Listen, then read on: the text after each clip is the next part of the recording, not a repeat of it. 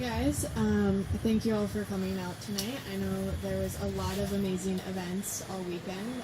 Hopefully some of you guys got to check out the TEDx stuff, the event at Museum of Go and everything. But tonight I'm here to talk to you about resource efficiency. So essentially developing a feature for Goa, for India, and learning from the past as we look to do that. So what is resource efficiency?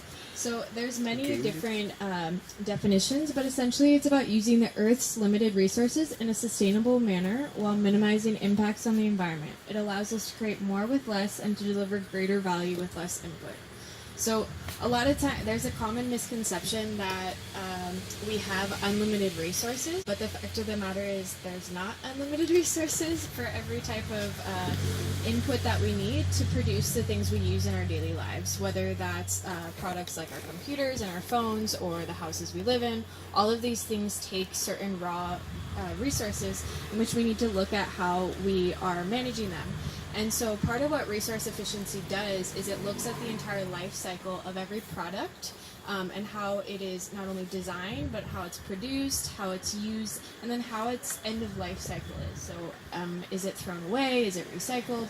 All of those things need to come into play when you talk about resource efficiency. So the 6 R's principle, so obviously everybody always thinks about the first 3, reduce, reuse, recycle, but the next 3 are remanufacture, repair, and refurbish. So unfortunately, in our consumeristic society, we've gotten, a lot of companies have even gotten into design opulence, or which essentially what it is they design something so it'll break down and fail, so that you want to buy another one and then another one, which is just adding to the trash of the planet. And back in the day, that wasn't the case. You know, you would buy something and you would cherish it and you would continuously repair and repair and repair.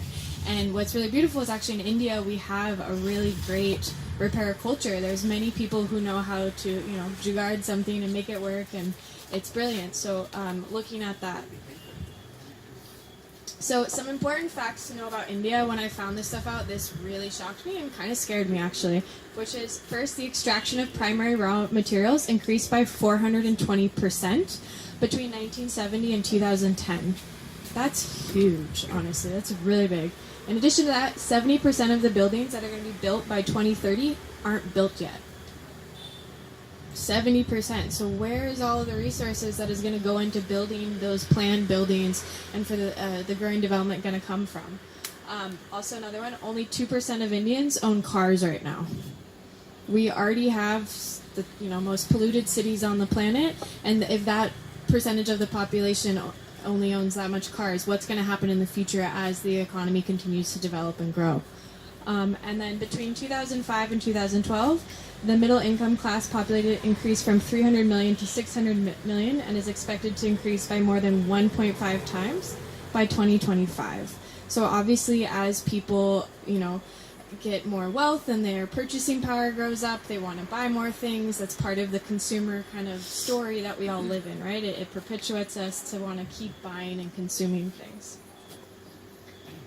So the question is, where are we going to get all these resources that we need to fulfill the government's agenda and our society's consumeristic desire, right? That's the big question. So why is resource efficiency important to India? The idea is that the strategy can potentially stabilize raw material supply for industry and reduce pressure on our resources, on our ecosystems. We can find more efficient ways to utilize these resources, which also has an economic value for the companies that are producing these things because their overheads are less, which means that they can make more money. In addition, obviously, use of environmentally sound technologies and processes can foster resource efficiency, which reduces our overall footprint. I'm preaching to the choir here. Everybody knows climate change is real. Things are happening, that's what it is. And so the fact of the matter is we all have a very real opportunity ahead of us to redesign the way that we operate as a society, the way that we plan things, the way that we develop things, and that all comes into resource efficiency. That's kind of what we have to look at. So why resource efficiency important? Like I said, so the fact of the matter is if we are not more effective with the way that we manage our resources, it's almost going to be impossible to reach that 2 degrees Celsius mark. that's the reality. So because as we continue to meet the demand of consumers and everything, we're going to destroy more of our natural resources, our forests and all that stuff, to extract those materials required. Which brings us to the Global Development Goals. Raise your hands if you heard of this. I'm guessing a lot of you. Yes, great. Okay. For those of you who haven't, the Global Goals, Sustainable Goals, is something that the United Nations came up with in 2015 as a commitment. It was a landmark commitment to not only eradicate poverty, but to find a way to develop sustainably. Yeah, and the idea is that by these 17 goals were outlined, and then by 2030, by having initiatives that specifically look at each one of these goals, they're going to be able to do that overarching thing, which is eradicate poverty while creating sustainable development. So resource efficiency specifically looks at goal number 12, responsible consumption and production. So, creating a roadmap for the future. A resource efficiency policy for India. So just to give you a background, India is looking at and has been looking at creating a resource efficiency policy as a whole since 2015. They created a India Resource Panel, and the objective of the panel was to advise the government of India on relevant stakeholders on the potential for enhancing resource efficiency. So outlining best practices, looking at other business models, taking examples from other countries that have already kind of moved a little bit further along in their resource efficiency policy making. So then what happened is in 2018, the Ministry of Environment, Forest and Climate Change formed the Efficiency Cell, and they have undertaken certain sectoral research efficiency assessment studies. And the goal is to develop the comprehensive resource efficiency policy for all of India. So, like some of the resource efficiency assessment studies are on the car industry, for instance. So that's where I got that 2% of Indians own cars is from that study that they did.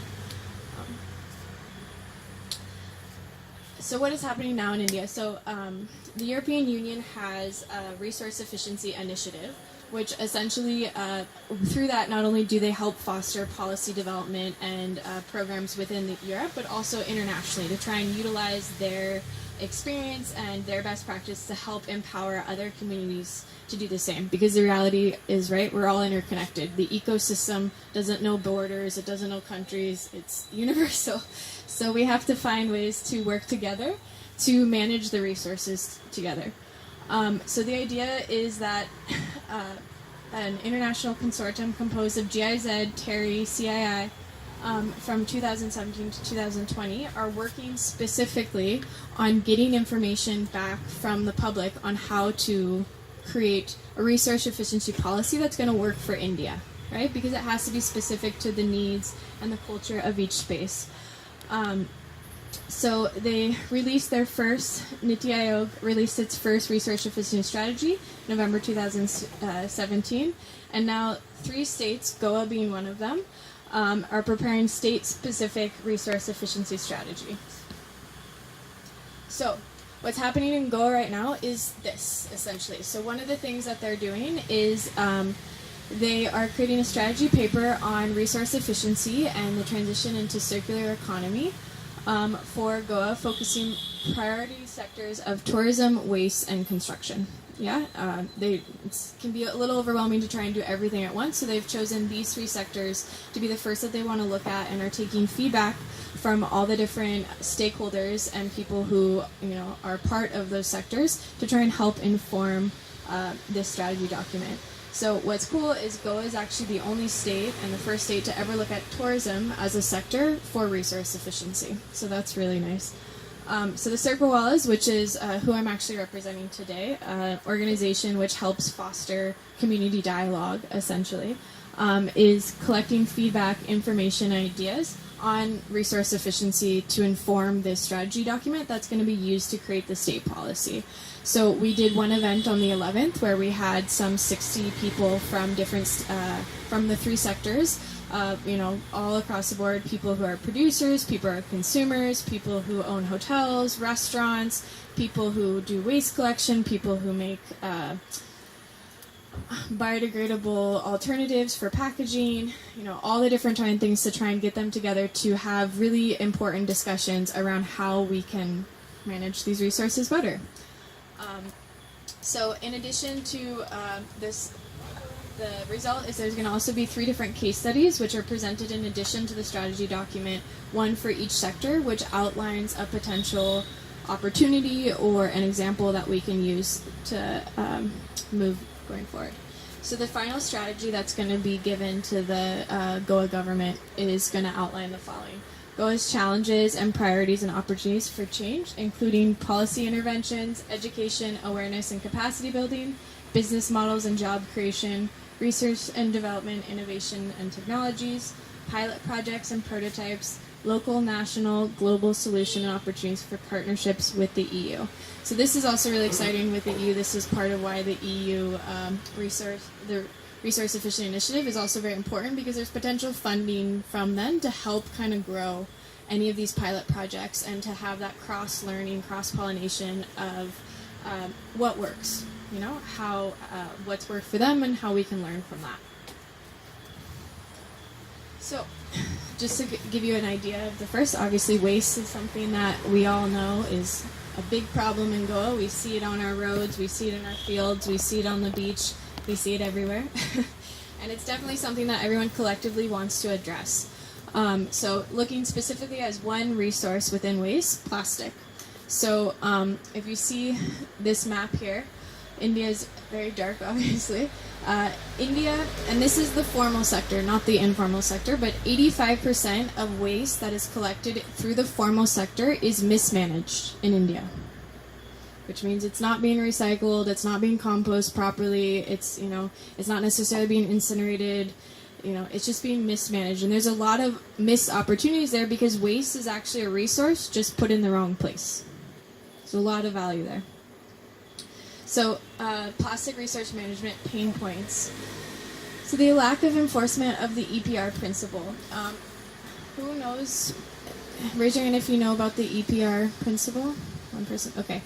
A couple people? Great. So the EPR principle is the extended producer responsibility. So India has an amazing law which essentially says this EPR rule, which means that somebody who produces, like Coca-Cola or Nestle's or whatever, is supposed to take the responsibility of collecting back the packaging and the trash that they produce as part of their business, right? They make lots of money off of making all this, so it should be their responsibility to help take the trash back and to recycle it. It's also in their best effort or best interest then, if they do that, to make things that are more recyclable, that are more manageable to handle in terms of waste.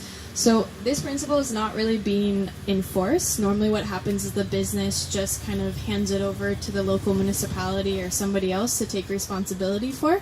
But this is changing. Actually, Coca-Cola is going to be setting up in Goa. I'm not sure exactly when, but it's supposed to be setting up recollection centers for their packaging, which is great. There's major data gaps and uncertainties for production, consumption, and end-of-life statistics. So we don't do a good job of finding out the flow of trash. Obviously, we know the trash flows into the ocean, but how is it going before that, where all of that stuff, the more data we have, the easier it is for us to create solutions or opportunities to address these problems. And then implementing agencies are reportedly under-equipped to carry out the mandates. That's true. It's also lack of enforcement. This is another big one. Obviously, we all know, for instance, in January, there was the court from the Supreme Court, High Court of Bombay. There was a ruling that said that if you openly burn trash, you can now fine people. Up to $25,000, I think, was the amount. Goa is starting to utilize this and to enforce it, but it could be enforced more, right, in terms of using those types of laws. So construction, obviously, the construction is moving at a rapid pace in Goa. I mean, since I've lived here and been here, I see villages just kind of expand like crazy. You go down and all of a sudden there's 10 new houses where there was just a field before. So this is happening at a big rate, and one of the big problems within construction is also construction waste.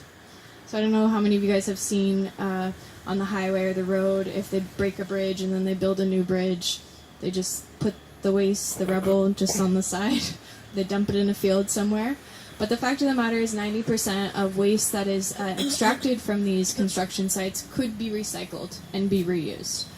But you need the proper infrastructure for that. You need the proper collecting systems for that. You need to educate people about all this stuff. So this is the estimated annual consumption of construction materials in India. As you can see, it's really high.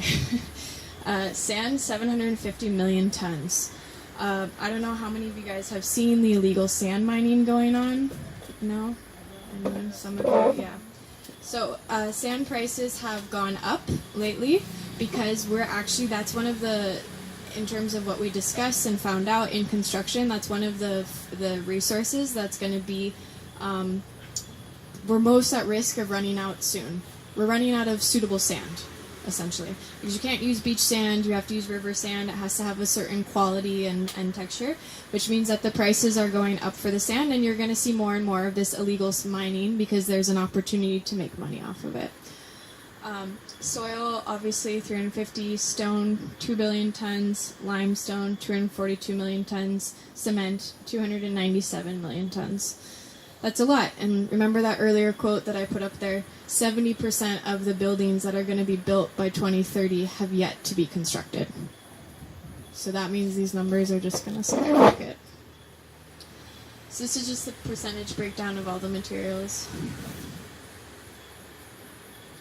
So construction resource pain points, like I said, scarcity of raw materials influencing fluctuating prices, sand, laterite, construction and demolition waste. Also, there is alternatives, but how affordable those alternatives are in terms of sustainability and how widespread people are aware of those options.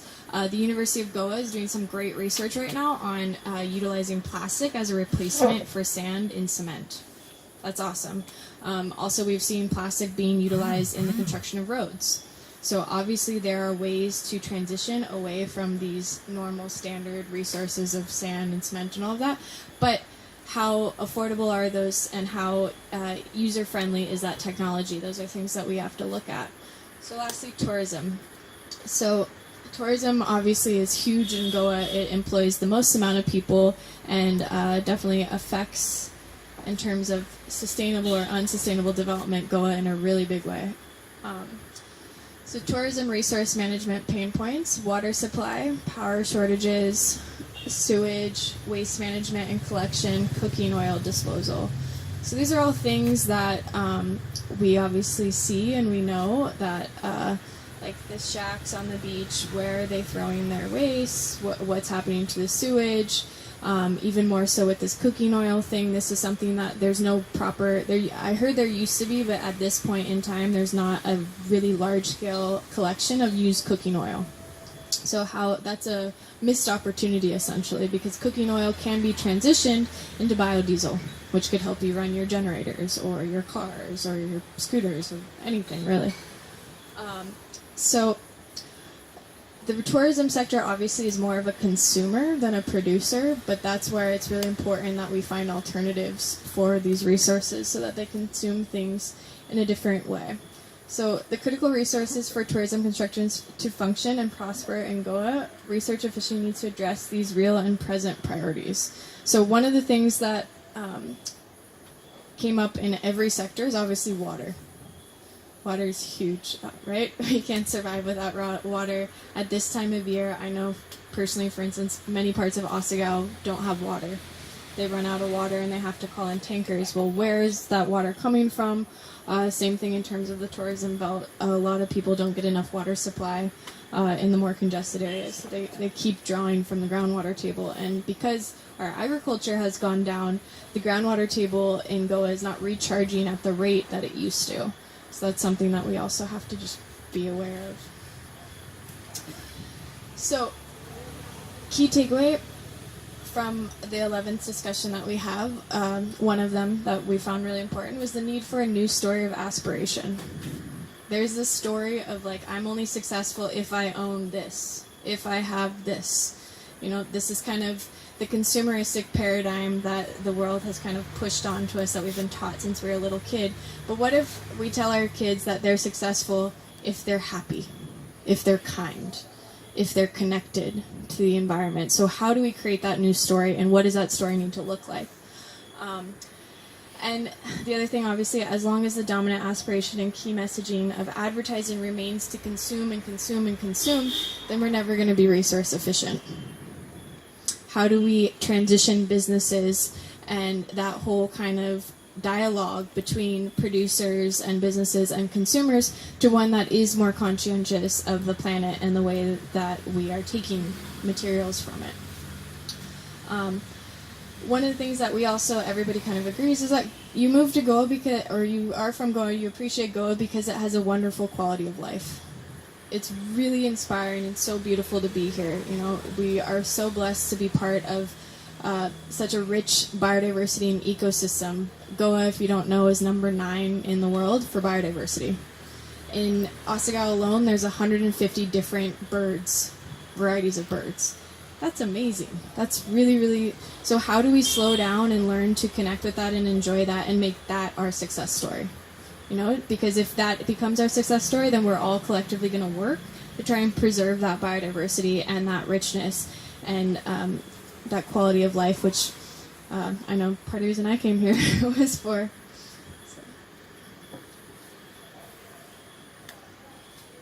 So I already mentioned this before, but just again, the advantages of resource efficiency: we minimize our impact on the environment, we help mitigate climate change, we transform waste into resources so that we don't have to continually extract raw virgin materials from the soil, and we can create more with less, and we can foster a circular economy. So now I'm going to talk to you about what resource efficiency looks like in the bigger scheme, in the macro scheme, in terms of the economy. So right now, this is what our economy looks like, right? We think we have infinite resources. We assume that there's so much sand, we can just build and build and build, and it's not a problem, right? So we extract, we produce, we distribute, we consume, and then we dispose. I think this one is just, I saw less than... I think it's 10% or even less than that of plastic is recycled. Maybe it was 2%, I don't even know. But it's pretty low. Like, we are not, even if you look at e-waste, all of the different resource points of what we're consuming and buying, where it goes, it's just kind of this, okay, it's fine, I'm just going to let it kind of go. So how do we transition from this linear approach to a circular one? So this is a circular economy. So a circular economy essentially takes a cue or learns from the natural environment, from the ecosystem, right? If you look at nature, when a plant or an animal or something grows, after it dies, it decomposes back into the ground and gives nutrients to the next thing. So it's a closed loop, it's a cycle. So we need to be designing and consuming products in that same cyclical way. Right? We need to find ways to make sure that we're recovering as many materials as possible at the end of a life cycle of any product. Whether it's a building, a construction site, or your phone, or a fan, whatever it is, how do we make sure that we can take as much from that as possible? I was going to show a video, but I don't think it's going to work. So, I'll go. So, circular economy schools of thought. So there's many schools of thoughts that have come into play, and I'm just going to quickly take you through them. So cradle-to-cradle design is essentially that whole idea of, like I said, looking at designing a product so it can have an endless life cycle, right? So, and this is actually really, what's cool about this is they've actually made this an entire certification process. So, companies can get certified as a cradle-to-cradle. There's different stages, silver, gold, all of that, and how good they are about being able to close that loop and make sure that their products are going back and preventing from the landfill. So what cradle-to-cradle does is they look at the two parts of products, right, which are the biological cycle and the technical cycle. So biological, obviously, there's plants that we use, also even like our clothes, cotton, things like that, that can compost back into the ground if removed from the product. But then there's also the technical stuff, like the minerals and the hardware that goes into it, the scrap metal, any of that stuff. So how do you separate them each out and allow them to go back into their various cycles so that we can continue to use that same secondary material instead of having to again extract a new raw material? So benefits of cradle to cradle, eliminating the concept of waste. Waste equals food. Right? So the whole idea, again, taking that cue from nature that when a plant dies, you compost it and you get, or any of your wet waste, you compost it and you get really rich nutrients and food for your garden and for the soil and for the next generation of plants that are going to come up. We design products and materials with life cycles that are safe for human health and the environment and that can be reused perpetually. This is really awesome and really important. We create and participate in systems to collect and recover the value of these materials following the use.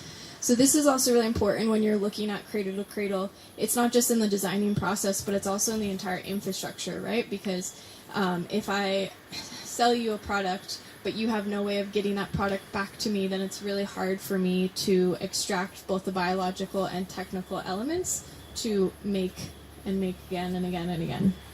So this is stuff. And we respect human and natural diversity. We celebrate diversity. It also helps manage water. So a lot of water gets not wasted, but it gets used in production cycles. And we have water scarcity, and it's only going to be a bigger problem as we move into the future. So these are some examples of cradle-to-cradle certified products. Design Tex. This is a fabric company that makes fabrics for furniture, like your couch or chair, any of that stuff, and it's all recycled and eco-friendly and biodegradable, all that stuff. This is a diaper called G-diaper, which essentially there's like a plastic outer layer, and then there's fillers, which are all made from fully biodegradable components. Diapers are really bad, just the ordinary ones, because the plastic that's created in them makes it really hard for them to break down. Otherwise, then there's Method soap, which is essentially, there's other options, but this is a huge brand in the U.S., which all of the different ingredients they use are 100% biodegradable, eco-friendly, all of that stuff. And then this last one, what they've actually done in this clear pack, the bottom of the bottle is removable and refillable. So instead of having to buy, every time you go buy a cleaning product, right, when you're done with that cleaning product, it's empty, that creates waste. What if instead we have a space where you can bring in the bottom capsules and refill them so that you can continue to use that same spray bottle ongoing. So that's cool. This is another one, Ice Stone. This is countertops made out of 100% recycled glass. So that's really cool. Performance economy. So this is Walter Stahl. He's an architect in industrial analysis. In 1976, the research report to the European Commission, the potential for substituting manpower for energy. So the whole idea is that he coined the term cradle to cradle in the late 1970s and then worked on developing a closed loop approach and production process and created the Product Life Institute in Geneva more than 25 years ago. So if you're interested in this stuff, I highly recommend you look up the Product Life Institute. And essentially one of the things that it does in this whole performance economy is, before I talked about how products are designed to fail in money businesses so that we want to buy more and more products, like that's kind of the business model. In this method, actually, it's the reverse. So they want to extend the life span of the product. They want to make sure long life is good, and that we're reconditioning activities and waste prevention. So those are the four main principles. So instead of building stuff to fail, we build things to last forever. So so a lot of what they do in performance economy is, instead of selling you the product, they sell you the service. So these are examples. Michelin has started a program with trucking companies around Europe where they sell you the tire, or not they lease you the tire by the kilometer. So after a certain amount of kilometers, they take the tire back from you and give you a new tire so that they can recycle the rubber and everything from that. Steelcase is a furniture company that makes office furniture, and they do the same thing. They bring back, they lease the furniture to you, and then when you're done with it, you can give it back, and they will, upcycle it or send it to somebody else. So it's really, instead of selling products, we're selling you the service. And what that does is it puts the responsibility of extending the lifespan and also recycling the components of the product back onto the producer. That makes sense? So biomimicry, what biomimicry does is essentially learn from the brilliant design of nature, of Earth, and utilize that to design things that are more sustainable and more efficient, essentially. For instance, if you look at...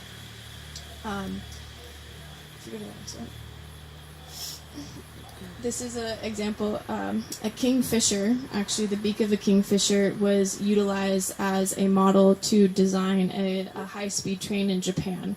So just because how a kingfisher can fly really fast and all that, the scientists looked at that and realized that there was high potential to be able to reduce the energy requirements for the train and also make it go faster if they put that as part of the design. So that's something that, look at this other one over here is... it's actually a robot that they've designed looking like a spider, obviously, for after any type of disasters, say a building collapses or something happens and you can't safely send a human, they send in this robot to go and find survivors, actually. So again, looking at that way, because the spider can get smaller and expand.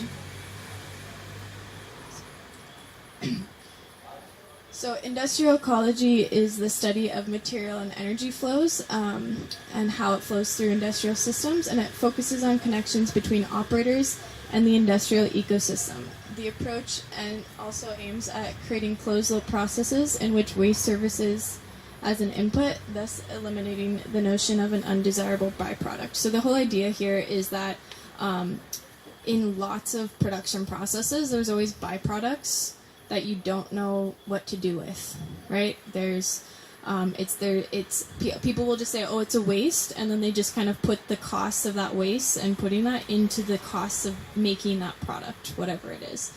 But there's a lot of examples of how you can, instead of, if you look at it like this, through industrial ecology, you can look at those byproducts and see what could that be used for. How can we make it not a waste, but a resource, whether that's like a filler or some, like fly ash bricks is a really good example of a way in which they've taken a waste product and redesigned it into something that's more sustainable. So natural capitalism is one that I really love. But essentially what it does is it looks at the world's stocks of natural assets, including soil, air, water, and all living things.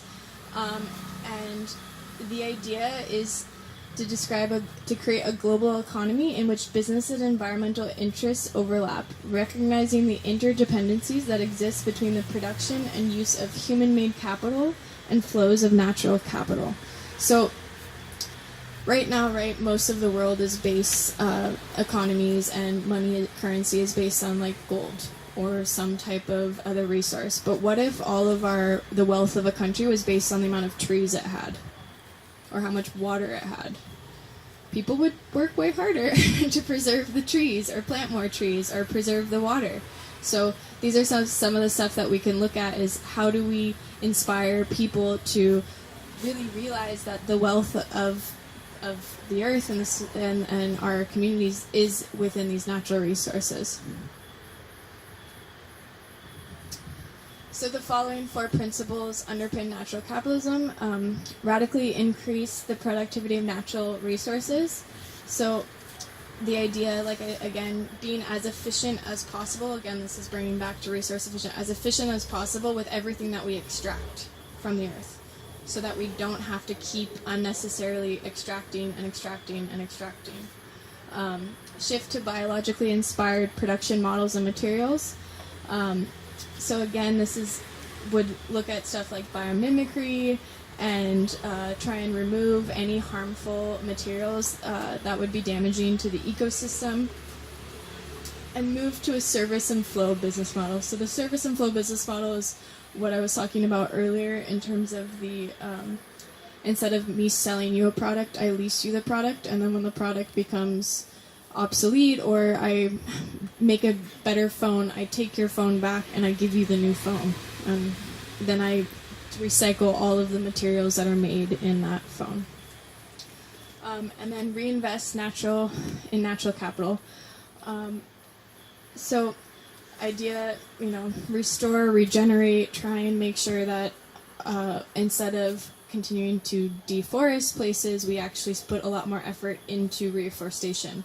I heard a sad fact yesterday that 2018 was the highest, that the Amazon had the highest deforestation that it had in like the past decade and last year, which is mind-boggling, but that's where we're at.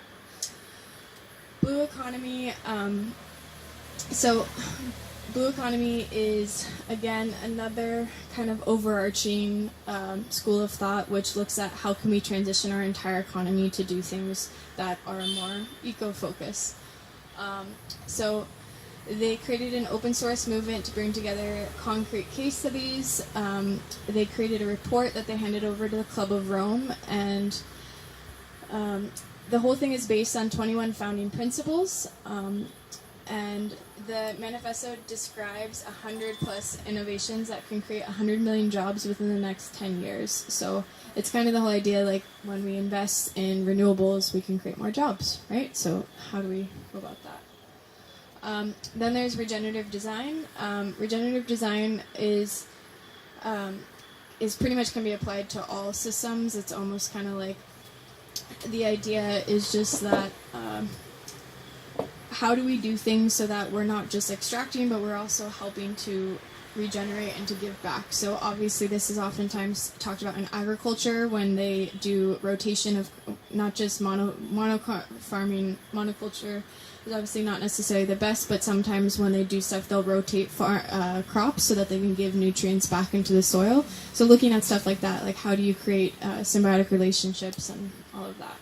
So I went through a lot of information. I'm sorry, it was a very text-heavy and intense thing, but there's a lot to talk about. This is a bunch of different organizations and things. If you're interested and you want to learn more, the Ellen MacArthur Foundation is one of the leaders in terms of trying to educate people about resource efficiency and circular economy. She was a really amazing woman who sailed around the world by herself and then saw the destruction that we were doing to the planet and felt like she needed to do something and created this foundation, which is pretty awesome. And they work with schools and they work with businesses and they work with governments, and they have many videos and stuff. It's really good. You can also go and find the reports that they've already made on the different sectors in India, and that the European Union's Resource Efficiency Initiative has also given. The 2017 report is also available online if you guys are interested. So in the beginning I said, designing a way forward while looking to the past. So the fact of the matter is, what's really ironic, which has kind of come up in all of our discussions, is that Goa was sustainable. If you look to Goa 30, 40 years ago, there was a circular economy. We didn't call it circular economy, we didn't call it resource efficiency, but that's what happened, right? A really good example is the coconut here. Every single part of the coconut is utilized, right? They use the leaves to make, for construction, for building. They use the coconut for curries, for milk, for the water. They even use the coconut shells to make spoons and bowls and all of this stuff. And so that's how it was. And I mean, again, also, the other thing, the idea of the tiffin. Everybody had their own little, tiffin or bag or something that they would go and collect all of their stock from the shop from. I mean, EcoPostco is an amazing organization, which I'm sure a lot of you guys know about. They're kind of bringing that whole idea back, which is that we used to do this, we can do it, we survive for thousands of years without plastic, and we were able to buy and make beautiful things, do all that stuff, so we don't really need it. So the idea of this is really learning from the past, learning from our elders, talking to the people about how they manage resources. Because when we look at how they did it, they were much more living in harmony with, the entire ecosystem, and were being as efficient as possible, not to waste anything. Even if you didn't eat it, it would go to the pigs or something, so that it could all be closed into that loop or go back to your garden for composting. So these are the type of ideas that we need to make part of our story now. This is the learnings that we need to make sure that we're implementing in our own lives. So we have So as I said, I'm here from Circle Willows, and we've been working in collaboration with Terry and GIZ and the European Union's resource efficiency to get feedback from people in these three sectors: tourism, construction, and waste. And we had our first stakeholder event on the 11th, as I mentioned before, and we actually have our second one tomorrow. If anybody would like to come, if anybody knows people from those three sectors that you think should be a voice in the room who would have good information or feedback on how to help Goa transition back to a more circular economy and be more resource efficient in these sectors, we would really love to have them, because the policy will only be as good as the number of people who are willing to partake in it. And so in order to have that, we need to have all the voices represented when we're designing and outlining the strategy for that policy. Does anybody have any questions? Where and when tomorrow? So the event starts at 9:30, but please be there at 9 because everybody has Goa time, me included, at the Taj Vivanta in Panjim, on the first floor, Tango 1 and Tango 2 room. That's where it is. How long? 1 hour? No, it's a full day event, actually. It goes from 9 to 5, because we're really getting into the nitty-gritty of how do we look at all of these different resources, and what are the pain points in that life cycle that we all experience from these different sectors, and what are also amazing examples of people, products, or projects which are already doing sustainable things to effectively address those pain points. So we're really trying to harvest as much of that information as possible so that we can try and make the strategy document as robust and inclusive as we possibly can. Anybody else? I want to understand who this is, your organization, or this activity is funded. So this whole activity is funded by the European Union's Resource Efficiency Initiative. So they have a specific initiative that they have funding to help not only within countries within Europe, but around the world, do these types of not only research and development phases of policy, but then eventually implementation and expansion. Who are they? The European Union?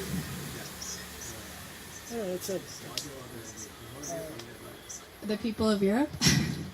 So how did that come about? No, the funders get their funding. I'm curious about how that came about. The European Union, it's a specific resource efficiency initiative which essentially put forth a tender for a project in India. GIZ, which is the German development organization, essentially got the project and is doing it in collaboration with Terry.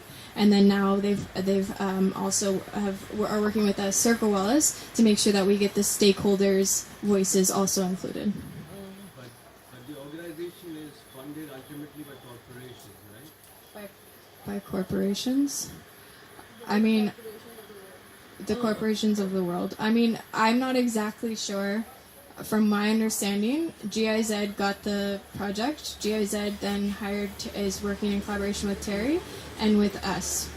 So pro-development, it sounds like it's financed by corporations. I mean, honestly, it could be. I don't think it is. I think it's part of the European Union's development plan, which is a government-funded project, Governments are funded by corporations. and people. Ma'am, can I just ask something? Yeah. This project or this tender, why was it floated at all? What is the interest? The interest from my because okay, so part of the Sustainable Development Goals, which Of India? of the world, the United Nations Sustainable Development Goals, which was a universal agenda, which was agreed upon by pretty much all the countries, was that we want to eradicate poverty and transition to sustainable development by 2030. So of those 17 goals, goal number 12 looks at sustainable production and consumption processes. So while I would love to say that,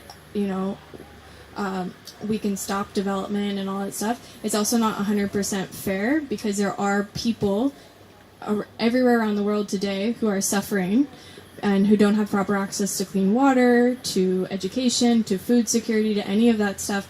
And a lot of that also comes into their ability to, unfortunately, not only participate in the economy and get jobs, but also the way that the economy and the companies are currently producing and consuming things within their areas. I want Sorry, a this might specific sound- answer as to why India was chosen. India is not the only country that's chosen. How many of them would be there? I don't know exactly And what off is the top of my... criteria for choosing countries which supposedly need this kind of I don't know off the top of my head how many countries. I know that India is not the only country that they're working in. I know that when I was looking at some of the reports, is that policies have been made not just by the European Union. Within Europe, there's at least 7 countries who've already started outlining their own policies. Outside of Europe, there's many other countries who've also participated in that. In terms of why this is important for India, is if you look at our population size here, which is the second largest population on the planet right now, but it's going to be the biggest within the next decade, because China's median age is about 40, 45. India's is 27. So the consumption and production patterns of the planet lie within India. So if we can educate and inspire people to consume things in more responsible, sustainable ways and produce things in more sustainable ways, then we're going to be able to help mitigate some of the climate change, because the fact of the matter is climate change is going to keep happening. Development, unfortunately, is going to keep happening. So how do we do things and inspire people to do as much as possible to transition away from a consumeristic paradigm, a consumeristic story, and where the products that are created are not only creating value for our lives, but also aren't harming the planet. That's the idea. I have a small question. Yeah. So first, yes, Taj Vivanta is very circular. That was, so the circular economy meeting is happening there. Yeah. Second is the best circular economy certification or certified corporation is Apple. I wonder how circular the next iProduct or that is. So that question is very linked to that corporate funding of this entire circular economy. Yeah.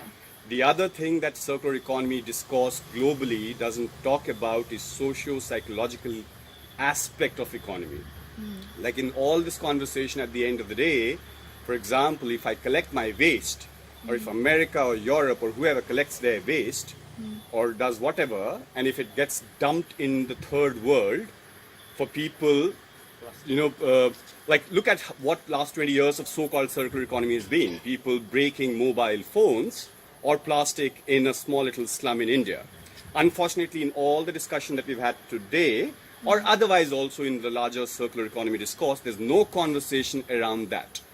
Third very, very important thing is that if this is a facade of economy, because that's the next thing, because at the end of the day, we're talking about how do we make things cheaper, right? What happens when you have more resource, or when you can use your own resource, an iPhone or a Coca-Cola or whatever can actually sell something, can procure it cheaper. If you look at the growth of economy and compensation of growth of economy through this compensation to environment, that gap in the last 30 years of understanding of that hasn't really worked. So you grow more. It's not a counter, it's not a post-growth story. Unfortunately, circular economy is not, I'll just finish and I'll just take 1 minute more. It's not a post-growth story. It's not a story that is inclusive. It is a story that is fundamentally pushed by economy, be it economically rich nations or corporations. Because at the end of the day, if you look at where are our resources placed, forget about post-consumption. Pre-consumption, they're all in our forests or are in our rivers or are in other places. Is there any discussion that an EU or a TERI or a GIZ or the Cycle Wala, Circle Wala, or anyone for that matter, having around that?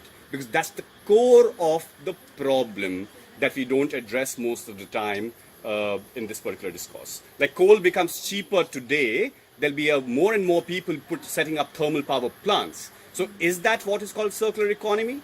No. Okay, then what is?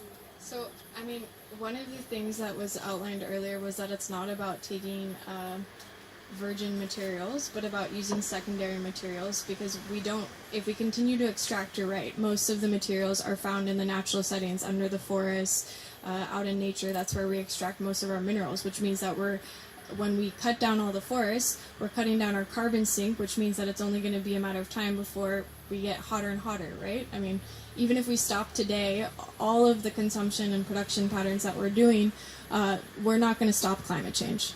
It's going to it's going to get hotter. It's about mitigating it. But the idea within this, I mean, one of the things that we talked about too in this, and that was a key takeaway in our conversations that I outlined earlier, was the fact that we need to change the story. It shouldn't be about consuming anymore. We shouldn't say that success is about having all of these things. So why And are can you we share not a story? Just one addressing- second, why are Mitali. we Just not Mitali. address- yeah. Just once. Can you share one? Because there's a lot of certification business around circular economy, and that's like a growing economy these days. Certification around circular economy. Can you share one story of a corporation where they're actually, their economy is based on, their business model is based on repair? Because in your 6 R's that you said, the last 3, if their actual business model is based on the last 3, which is repair, refurbish, and something else, because there's so many R's. Core business. If there's any, and if they're actually participating in people who are part of the economy, because people are missing in the entire circular economy. So that was one of the things that was also brought up in the stakeholder conversation on the 11th, was that the people and the community was one of the resources and the ideas that were identified, and the fact that they're not normally outlined in this whole conversation. That's why Circle Wells is having these conversations, because we want to have exactly the type of stuff you're bringing up brought to the forefront, because oftentimes these discussions are not looking at all of these things in terms of part of the problem with why we're in the linear economy is because the story in which we're all living perpetuates that, because we're not putting people first, we're not putting those connections first, we're not looking at it. And there is obviously in the long term can be an economic benefit from reducing your costs of production, for sure, but it's not going to transition to that in the immediate future, because all of these things require a lot of initial investment to be able to do that stuff, to extract secondary materials so that you don't have to continuously extract virgin materials. Requires a lot of infrastructure and a whole full collection system, full education system, all of that stuff. The idea in this too, in terms of the resource efficiency, like the whole natural capitalism, is the idea is that we don't want to just push out products that are not good for the planet anymore. We don't want to push out things that are going to hurt the future generations. There are ways to design things. In terms of your company, And also Apple. So give me Apple and give me a name of a company. Apple is the biggest circular economy company. Yeah, so Apple's transitioning to trying to become the biggest circular economy thing, because obviously they have made it a goal to become one, and are starting to take apart their old phones so that they can extract the minerals and reuse them in the new phone production process, because they've realized the cost of extraction is very high. That's true. That said, there's also an entire secondary, I can't remember the name of the company, but there's this company that is making a huge online presence selling all used clothes. Really cool. Yeah. Sweden. Exactly. And Doesn't matter. it's What? No, you're talking about a Swedish company called Filippo that actually does that. But anyway, yeah. But the point is, you asked for example. This is the first one that came to mind. I mean, and I would also say, in many ways, EcoPostco is also looking at resource efficiency locally here, because what they're doing is they're making sure that there's no more plastics anymore, but we're still able to provide people with the food that they need in a way that is easy accessible and all of that stuff. Even within People Tree, if you go, there's a soap that's made out of used cooking oil. That's I'm sorry to interrupt. Making eco-friendly products, not promoting plastic use and all that, isn't that giving rise to more capitalism? India has always been a repair economy. We have always been a reuse, like Indians have believed in reusing and repair each and everything. I think since last 30, 40 years, we just lost the track and got into the consumerism because of the competition, because we wanted to just be like Americans and Canadians and Westerns. Exactly. So even then, But they're still defining what aspiration is. so my point is, what I'm trying to convey is So that was one of the ideas that came out also on the 11th. Actually, 3 different people came forward saying that they would like to have more of a repair culture with it, like not the culture already exists, but bring an infrastructure to bring that back, and actually having entire workshops to teach people about how to fix things and make that the aspiration. that's exactly my Yeah. point. I do not believe or think that there has to be an outer bodies or workshops required. It's all there in your homes. Okay, maybe some people might require that kind of workshops, but right now of this, the discussions that we are having, the only thing which made me come here was the words resource efficiency. I would want to know, because we are already people who believe in reusing things and repairing. As you said, the story of coconut, each and every part of coconut is used to the fullest. It's the optimum use that we make of it. But then how to do it better, say in terms of clothes, in terms of food, how do we go about it? I'm waiting for that Because it's a discussion. perception that is wrong.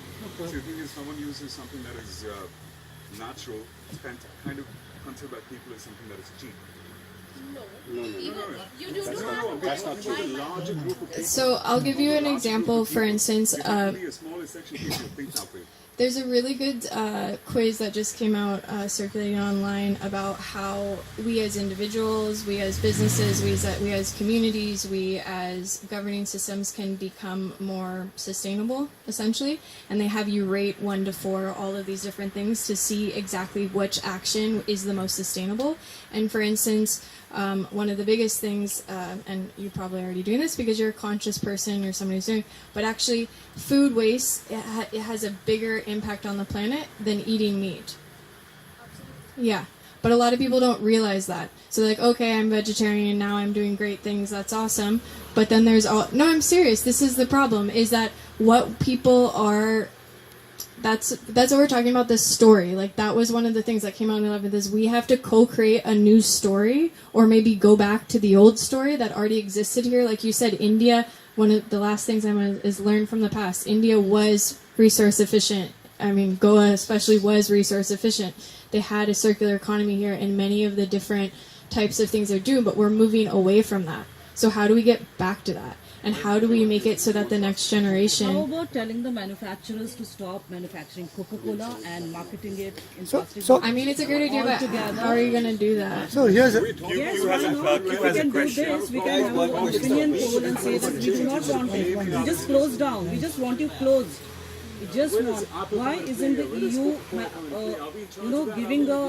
giving this kind of attention to manufacturers, to business houses, for them to stop? One at a time, please. I can't hear. So this is what the EBR, the EPR, the extended producer responsibility is supposed to be about, which is it was a law that was essentially a policy that was supposed to have the government of India help enforce the producers to take responsibility for the products that they were making and how that was affecting the community's health and the environmental health. The problem right now is lack of enforcement, honestly. So, and in addition to that, I mean, I personally, I'm a vegetarian. I haven't bought fast food. I don't eat Coca-Cola, don't drink Coca-Cola. I use all eco products. Like, I try and be as eco-conscious as possible. I try and only buy natural materials, all that stuff. But I can't force other people to change. That's the reality. As much as I would like to, so that I can save the planet, I can't force people to change. What I can do is I can create immersive experiences where they can connect with the environment, and they realize that when they're in that moment connected, they don't need all this other stuff. They feel happy, they feel present, they feel whole. That's part of what, for me, living in Goa does, is that you have those moments where all of this other pressure that society's saying that you need this, you need that, all this stuff kind of fades away because you live connected to the planet. For me, I think another big thing about this whole story, totally random side statistic, but in 2016, for the first time, more people died from suicide than from armed conflict on the planet. And that trend is continuing. I personally feel that one of those reasons is because we're living in disconnection. Huh? Do you have any numbers where I can check that figure, the stats which you just mentioned, both the direct suicide and not the armed conflict? Yeah. I can get it for you. I don't have it off the top of my head. I was working with a mental health organization from before, because in Goa, for instance, Goa has one of the highest suicide rates in the country. I don't know if you guys know, it's number 4. So these are things that, it's, for me personally, I think part of that reason why this is happening is because we're not living connected with the environment. We're reflecting back the pain that the earth is feeling in ourselves. And I think that this is part of that story that we all need to be able to kind of help co-create and redesign. Yeah. Just one aside. At the end of the presentation is where the coconut came. My question is, why didn't you start it with the question? Because I Why like... do we have to go through various people, Western people, their ideas about natural capitalism and stuff, which we probably in this crowd, we have all been working with, these kind of issues, and we are in very many ways affected by these, and we have our own, in our minds, our own ideologies. So in that situation, when you're starting a conversation with real stakeholders who are really here, then why don't we start with the last step and go forward? Because what we saw, we came to the point which we knew already. I think that's the general feeling that I'm getting from these questions. Also, other things aside. I'd like to add to Q's what he's saying. I'm just curious, you've been interacting with stakeholders from the government, Terry, all these big GIZ, they run on tenders everywhere. So I'm just curious, taking Q's coconut thing, did any conversation or a session somewhere talk about agendas and real issues? The coconut is a grass today. So the government has an agenda. So using these analogies and things to make our narrative strong is all well and good. But was there really a really like 15 minutes of talk where you could literally tell the government representatives or the Terry or the GIZ or the EU people that, okay, here's your agenda, here's how you work, here's what really reflects or something that is not. Are we talking rhetoric? Are we talking real issues, right? So I'm just curious for you to share that, So... it's a bigger agenda than, as I understand it, at least, Yeah. So this is a very specific thing, obviously, that we've been hired, which is to look in these 3 sectors at resource efficiency. On the 11th, how we worked is, like I said, we invited people from all the different stakeholders, and we let them tell us. So we didn't, honestly, we normally don't ever do PowerPoints because we feel like the knowledge needs to come from the people. The way that this event works is that people come and they normally present something, and I wanted to present about what's happening so that I could hopefully get more voices in the room for tomorrow and involved. But on the 11th, it was a full day, 8-hour event from 9 to 11. First, we had all the stakeholders identify what resources were problematic for them. Then we went through the entire life cycle, and we had each of them tell us how it was an issue, what were the learnings, any of that stuff. Then after that, we went through all of the different things already in existence in terms of people, products, projects that are out there within Goa or within India that are working to address these pain points and these alleviated things. And we've taken all of that information and we're putting it in the report to give to them so that they know. And tomorrow, this is what we're doing even further, is we're going deeper into what we learned on the 11th to go into this agenda item and say, this is what people care about. Because, like, for instance, one of the things that they had come to us originally saying was that these are the resources we think people are going to say are the top resources.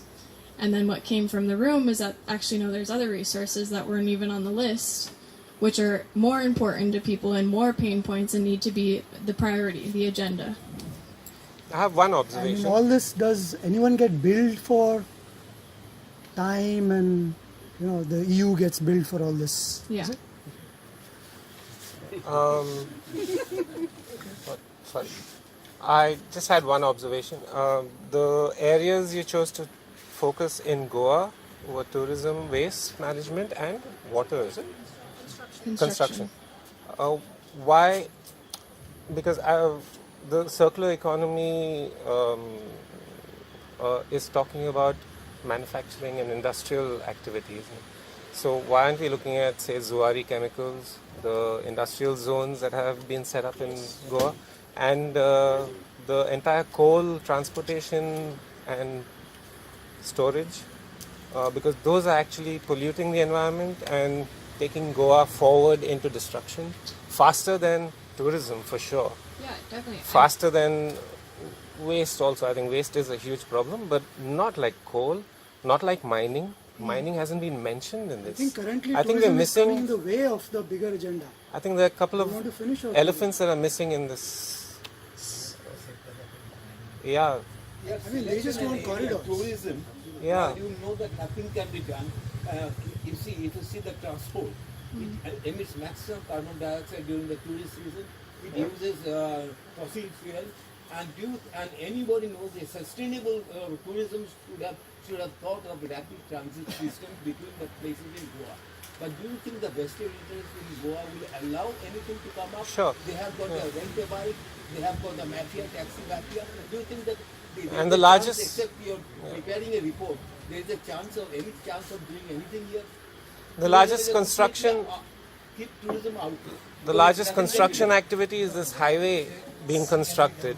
I mean, that's So completely the, ignored The as well. fact is, we didn't choose, like, Circle Walls didn't choose the three Okay. sectors. We were given So- these sectors to talk about. So then in it my was- mind, that's in a my- strategic choice. If I It can wasn't just, by if I can design. just Yeah, sorry. counter your thing, I don't think anybody here wants the coal.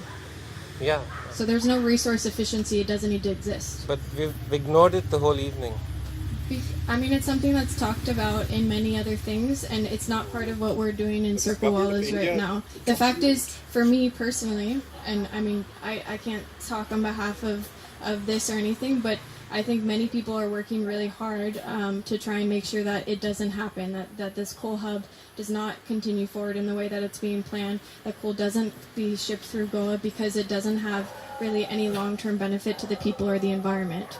There are alternative technologies and strategy and things that we can invest in otherwise that can still bring energy, which are not going to have the same damaging effects. So looking at that, to me, there's no resource efficiency around it. It's just something that shouldn't even be. It's got to be stopped. It's got to be stopped, exactly. So that's kind of, for me, like when you look at these kind of things, and the reason why I ended with the coconut was because, yeah, we have all of these different terminologies, we have all this stuff, but the fact of the matter is we don't actually need it. We know what's there, but we need to not only live it, we need to help make sure that the next generation, this is really important, that the next generation also values that same stuff and makes that their story.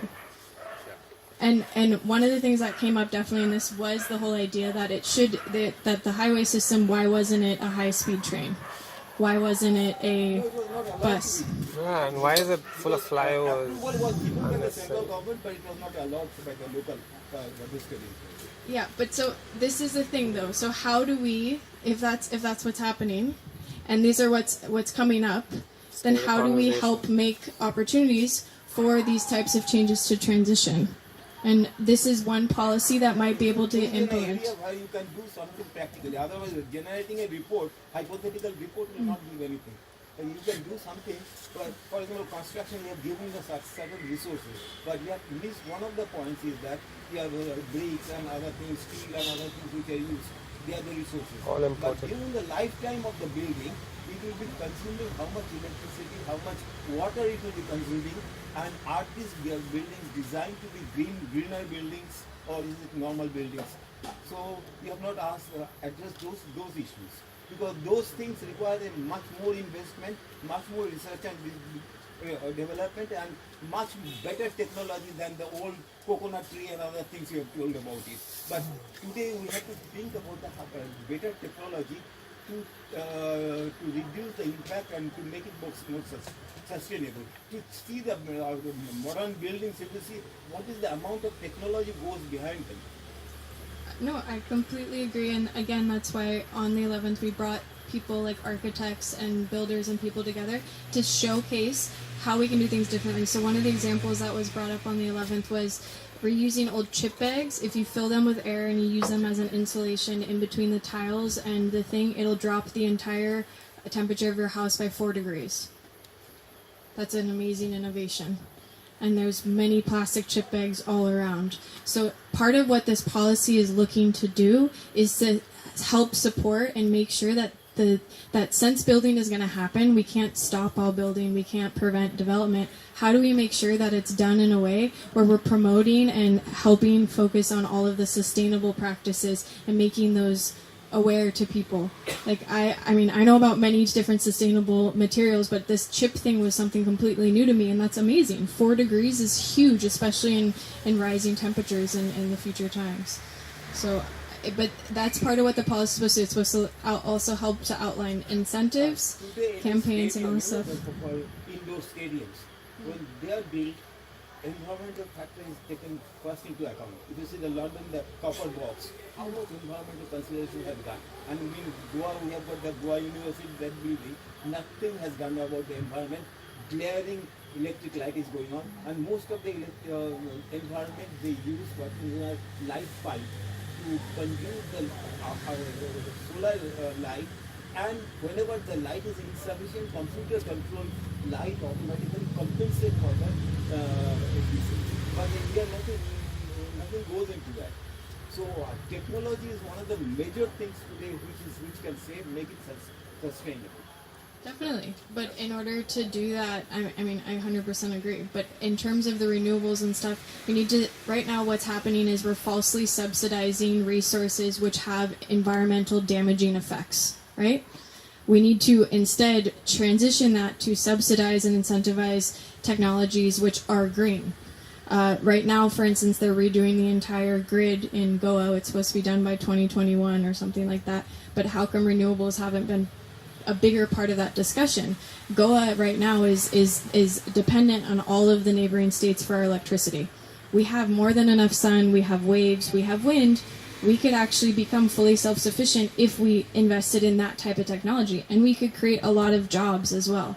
One of the things I did with the foundation is we had youth councils down at Chole College, and the youth of Goa don't want to have to leave Goa, but they don't feel like there's any job availability here. They feel like they have to go to Bombay or Bangalore or Delhi to get a good paying job in a different industry besides tourism. And so how do we instead create opportunities, create pilot projects, create incentives for new businesses to be designed addressing all of these issues? This is what this policy is supposed to do.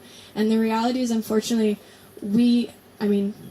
I wish we didn't live in a world where there wasn't cash and that there wasn't money, but people have to pay for this transition at this point. Somebody has to pay to help design all this stuff and to build it. So part of what can happen through this stuff is that it can be addressed. Just like sorry, I'm not going to miss something. So you keep saying policy. Is this kind of heading towards any policy document? It is supposed to, it's supposed to make I a just wanted to policy. add something to what you just said. So, Yeah. Jill, the reason why I feel that, I've attended many talks here. One is to show a film or just talk about the great product that someone would have made. The context in which this conversation is happening is, we said Government of India, Niti Aayog is actually doing a process. So therefore, the reason why people are not taking lightly, or I'm not taking it lightly, is that it is not just yet another a foundation work. Yeah. This, in some ways, although good, I would wish that this doesn't work. But a lot of times these policies actually find mention and become transacted in some way or the other. The fear or the anxiety that many of us have is that if Niti Aayog and Government of India is wanting to work on some of these things, and if it's positioned in the wrong way, if the topics itself are wrong, then I think the fundamental responsibility of a person like yourself, who represents the community, if what Reggie said, that if coal and mine and things and the other things are not even part of the agenda, you should not even be part of the discourse. You should tell EU that I'm not going to do this dialogue if you don't bring these topics on the table. Because the fear is, just one second, the fear is that then it becomes a project. Because the natural, real issues of Goa, if you don't get represented, because this conversation is a policy conversation. It's not one of those romantic Monday fix evening when I'm seeing a great documentary and talking about something. It has an implication on our life and our resources, and it better be rightly represented and right things be put on the table. And if that's not happening, I think that's the angst that many people actually have here. You're 100% right. It's just lack of understanding, where sometimes it's policy, sometimes it's a pilot. No, so the idea from my understanding, and I'm not somebody who is, I don't work for Terry, I don't work for GIZ, I don't work for the Goa government, I work for Circle Wallas, which essentially what we do is we host conversations to get those voices. So if this is what the people are saying, because while Goa is my home and I love it and I live here, I'm also not from here. I can't vote. I can't participate in a lot of the government process, but I can help you guys have a voice on the policy so that they know that they've chosen the wrong sectors, they've chosen the wrong materials, that this is the policy that's important for people to be talked about first, because it is going to be informed, right? And the idea is that if this all goes well, then they're going to start creating more opportunities to have those stakeholder conversations to help inform it. Because part of the thing with this, which is really important to recognize, is the long-term, from my understanding, the long-term goal is that the strategy document is going to inform the policy, right? But the policy will only ever be implemented or approved if the people agree with it. But the people need to help co-create the policy so that we know what's important. And oftentimes, these whole reports and policies are done without any input from the people. Like the tourism development plan that just happened, which, I was not a big fan of it because I didn't think that it had any stakeholder inputs, right? It wasn't the best one. So instead, if we had open conversations with people from the tourism sector to say this is what happens. I mean, the fact that they tried to divide all of Goa into sections and say, okay, this is the only part that's going to be But ecotourism. Jill, one small thing. The thing is that many of us actually have been part of this facade of a word or a phenomena called stakeholder consultation. Yeah. I've been part of it for 2 decades. Okay. And I should tell you that therefore, when something like this happens, it gets government thinks that they've asked you the question. When it wasn't even part of the question paper, how is it even, because tomorrow they'll say that you are doing on their behalf, you're actually going and doing these stakeholder consultations. And imagine you've done 2, and in your 3rd one, if these topics, which are fundamental topics, are not even part of that, the farce of stakeholder, bottom up, whatever many of these jargons that we actually hear in development sector mostly as consultants in our presentations, it's of no use. It's in a way we are actually doing more damage than helping the actual issue is what my reservation is, that in stakeholder analysis, stakeholder consultation, tell me one thing, Taj Vimanta, stakeholder consultation, how many people will come there?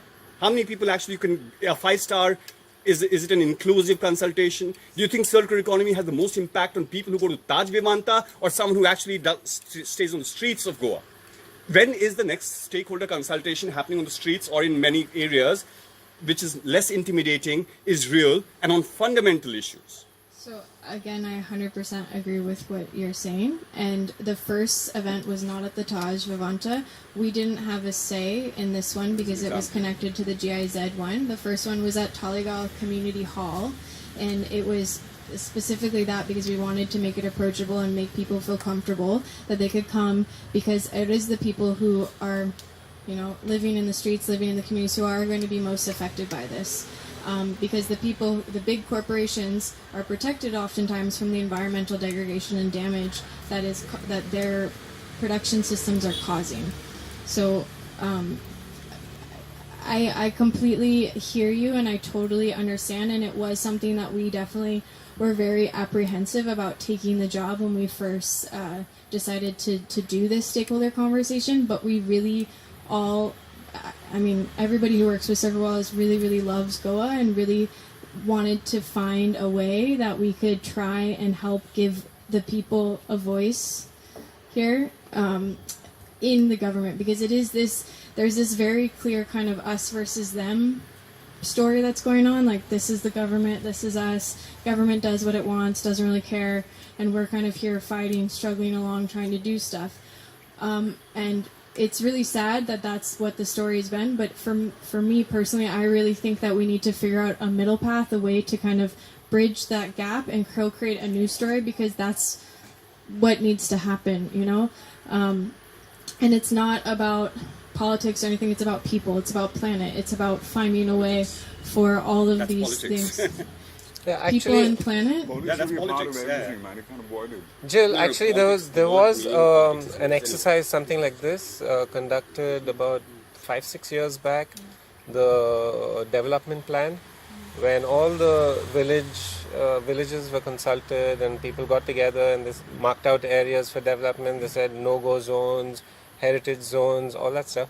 And then that whole thing went and disappeared in the government. In the garbage situation, is it junkets for these guys? They went back. Yeah, they went to check out. So That's the apprehension we see. yeah, there's a bit of cynicism Most connected of us to. travel both the world at some point. You know, I would accept that firstly. But the narrative itself is if the SDGs are being brought up, that's 17 different industries in themselves. And the GIZs and the JICAs of the world are vying to just be in the good books of, because they're all long-term, some sort of loan business. It's not development money. So it's sort of it's different from a corporate competition, but it is still, they want to be the bigger players in this thing. So therefore the apprehension comes from whether, because this is the standard, back of the mind out, all of us would have that. I mean, how many of us are really affected? We are, in our own ways. Yeah. Not to the lowest common denominator level. Air, water, Therefore, food. I guess that's what I'm kind of voicing everybody's sort of, at least some people's apprehension here, that does it become an exercise in rhetoric and back and forth reports and journals and all that? And historically, empirically, we know that governments, the state government, whether it's the current national government, they're looking for just this kind of stuff to kind of moderate the discussion, Criticism. discourse, for example. To moderate it and come up with answers that, yeah, we did this. We have these experts, we got these experts from EU and GIZ and all of that, and here's a report, and we'll go ahead with this. So the agenda talk is that. The agenda could be totally different, and these could be falling into traps ourselves.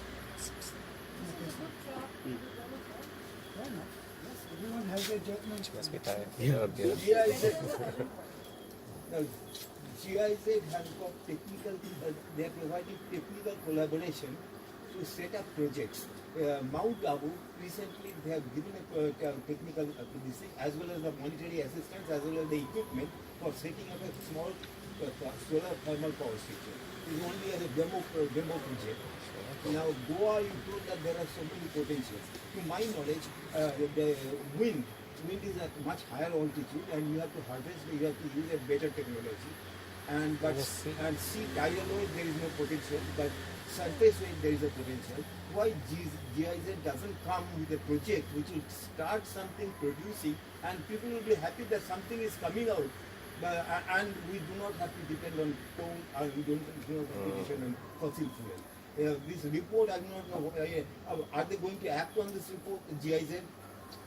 mean, it's not up to GIZ, it's up to the government to do. The idea is And that the, they get a strong partnership, like a commitment from the government. From my understanding, the idea is that whatever, not only the policy will be created, but pilot projects will be funded, hopefully, to address things in these three sectors. And so part of that also is somebody has to step forward and say, I will take ownership and lead the solar project. Right? It's a lot of work to do. Do you foresee it? Please. Do you foresee the Goa government actually stepping forward and That's not fair. do you see the Goa government actually step into this and say, let's do this, I'm going to put up 20% of the resources in this situation because the Goa government is bankrupt. Yeah, that's true. So normally these are funded by Ministry of New and Renewable Energy and also The fact that Goa has been selected means that from my understanding, is that there is good intention that it will get funding. One of the things I can tell you, for instance, from last year, so there's 191 panchayats in Goa, right? Of that, 12 submitted VDP plans last year. Those VDP plans only looked at infrastructure in terms of roads, potholes, speed breakers, bus stops, all of that stuff. Well, if you don't have the VDP plan, then the government can't allocate appropriately the funds required to address all number of issues, whether it's your biodiversity, your infrastructure, your schools, your child development, your nutrition, health, sanitation, all of that stuff. So we have to educate and participate in this because that's part of the whole process to make sure that funding can come. Because there is funding that has been allocated for GOA specifically, for instance, under the Swatch Park campaign to specifically address the waste, specifically to address the sewage, but people aren't putting proposals forward to get that funding. They're not just going to hand out cash, there has to be a strategic plan and somebody who's taking leadership to say, I'm going to make sure this plan gets implemented and that we're doing it in a way that is ethical and that is within line with what the community can feel good about and stand behind. So these are things like that, why it's important to have all these discussions and educate, because while I wish we could tomorrow wake up and co-create a full new paradigm where we're all interbeing and we're all really happy and we have this more beautiful world that we know is possible, at the same time, I'm also a realist. I've seen what's happening around the world. I see what happens in my own country, honestly. The United States is one of the biggest hypocrites on the planet, honestly, and part of the problem is that the people don't see the problem. they do not think that the climate is changing. No, that's true. But in general, like one of the things I tell people about why living in India is really good for me personally in terms of my growth as a human being, giving back, the mic. is because you face Mic, the problems please. of reality. You have to work towards changing. Everybody sees the polls. You see so many people standing up to the right. Goa has 30% of the MVP cases come from Goa. Such a small state to have that much power, that much fire. That's amazing. That's not a small feat. Because I've lived here twice, mining has been shut down by the power of the people. That's big people going up against big organizations who have every bit of incentive to destroy the planet and don't care about the community because they're making profit. But it's happened. The last event that we had about, the moderated event, was talk about using different things out of the Please don't use the mic. based on a profit. Please use the mic now. Sorry. It's still based on a profit-based, maybe more psychological. Yeah. Maybe they missed it. Yeah. The other minerals have been missed because the laterite itself was such a money spinner. But you have to understand that as people who are conscious about these things and feel strongly about these things and do our bits in different ways about these things. There's also the normal profit-based ideas that we keep recycling with the same stakeholders. Yeah. Right? So the same coal miners could come up with a new discourse, a little different discourse that's not as jarring to, because we also get tired of this. Isn't that an improvement? Okay, in a perfect optimist view, yes. Okay, so may I say two words? I know we live in very cynical times, but I think it's possible in Goa. And so I don't care that Odisha and North has a third place for children in India. but it's small, it's educated enough. I think we have the right to be hopeful. And our systems suck. So we need to aspire for alternatives. And this is daring. It takes a lot of balls to imagine that this is possible. And yes, you will say, of course I know there's corporate power and that's our reality and we deal with it, but we move ahead. We don't just stagnate. And we don't give up hope. And I think Goa can do it because it's small and it's educated and people here love Goa. So yes, there's much to be cynical about, but we carry on. And we try better alternatives first. So I'm not cynical on this. I think it's definitely worth giving it a shot. Our systems are completely ranked. It's over. We're wallowing in shit. We will find for thousands But- of years. No, but last 60 we're not. But Shreya, 60 years. nobody's saying that we don't want that. I think Capitalism happened. but Shreya, the But problem. has to evolve. Yeah, but the issue here, what we're saying is that let's take the right issue forward, right? Everyone has a right to speak. Fine, this is a selected group who's speaking. Doesn't matter. At least someone is speaking, no? As real stakeholders, we are all representative. None of us are real stakeholders. Okay? And at least a few categories have been chosen in Goa. Come on, tourism could recycle itself. I think it is a regenerative resource in Goa. I think tourism can happen. It can be the big money spinner. It doesn't have to be money. This is worth trying because our own systems don't help us. They want to increase manufacturing in Goa. They want to increase all sorts of other corporations in Goa. The current system. No, this system. No, this system economy doesn't. system. No, circular economy system actually means more. Manufacturing will happen. What do you think? What will happen at Saligam when they actually segregate their waste? The two options that they will have. One is to transport this e-waste or whatever waste that they collect to say 1,000 kilometers far away, and the other is that they'll actually set up a recycling unit here, right?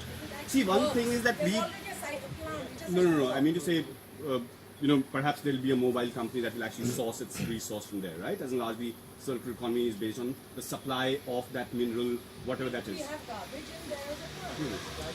But the issue is that somewhere globally, a lot of the thing is, if people are critiquing circular economy globally, actually, they're critiquing it for the fact that is it yet another ploy, because we've actually Yes, seen many. probably, yes, Then of course, you and I they're can ask that question, and that's what many of us are asking. And I It's agree, completely valid okay. questions, all Yeah. valid questions. Yeah. But my point is, I have so many points, I don't know where to start.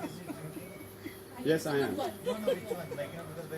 Good one. Yeah, of course. I take a flight to come from wherever.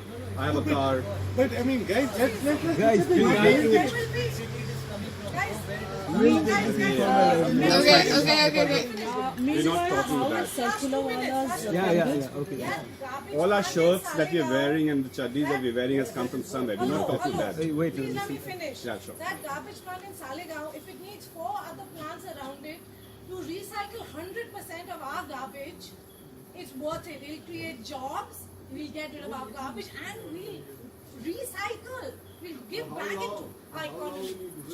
Listen, this is cynicism. I know you're burned, guys. That's what capitalism is, man.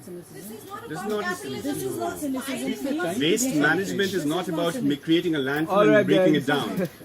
Best waste management is not to have a landfill. Circle Wallas That's honestly the has fundamental. been doing community work for free for the last 2 years in many different organizations. We sometimes get donations from people to come in who will pay for our services, but for instance, in Osagao alone, we had Aware Citizens of Osagao, where for 6 months straight, we came 2 times a week to have conversations about what mattered to people in Osagao. And that was before the last panchayat elections, after which the sarpanch, new sarpanch was elected and most of the punch members were elected, as well as the formation of 5 out of the 8 required committees to help inform the village development planning process. And a VDP was submitted for Osagao. So all of these things, I totally get it. It's super hard to feel positive in the face of so much, and it's really overwhelming. But when you are transitioning from one system to another, you have to act almost as a hospice to allow that to die with grace, to create nutrients for the next system, which means we need to look at the lessons look at the problems that we can earn from this last system to help inform this new system. And I completely agree, mining is a huge issue. Coal is a huge issue. I'm so incredibly proud of everybody who I know, and I know many of you are here who've been part of that fight to help. I mean, the amount of times that they switched the public hearing and people had to come back and they'd read some 600-page report knowing every single scientific fact. I was like, whoa. It's like, these people are awesome, you know? But there's so much to be hopeful for in Goa, like Shreya said, because the fact of the matter is there are educated people who really love this land. And I mean, the fact that mineral rights is now on the international dialogue, as part of the international dialogue, is very much partially because of what's happened here in Goa. Like, that's huge. And Goa has the right system to be able to make, with the energy, with the people, with all this stuff, it's small enough to actually make something work. The problem seems overwhelming, it seems large, but it's actually manageable. There are many organizations I can mention today, like WVS, for instance, is sterilizing 1,000 dogs a month to help curb the dog population problem. We haven't had that many. We've had one rabies case in the last couple of years as opposed to before when there was so many. If we come up with a proper strategy that everybody can agree to adhere to, that the government can get behind, and we put in that proposal, we might be able to get funding. We might be able to make all these changes happen. But everybody has to believe it's possible and have to help make work to make it possible. And so what we're trying to do with this at Circle Well is, again, that's why I came here tonight, was because I wanted to give an opportunity to invite you guys to come to the event tomorrow and have your voices heard if you want, to talk about what you would like to see in a policy, to share any amazing projects or people or things that are already happening that we can help grow and spread to continue to address these problems on a bigger scale. I really feel like the fact is, and maybe these aren't the right sectors, but we're not going to solve climate change with one solution. We have to simultaneously do everything all at once. And if this is what the sector that the government is willing to look at to help make more sustainable changes, then I think we have to at least have hope and try. Because it does employ the most amount of people in the state right now is tourism. And if tourism is really strong, it's a really good thing to leverage to fight against coal. Because if coal comes in, it's going to kill tourism. That's a reality. Anyone marketing tips? Yeah. No.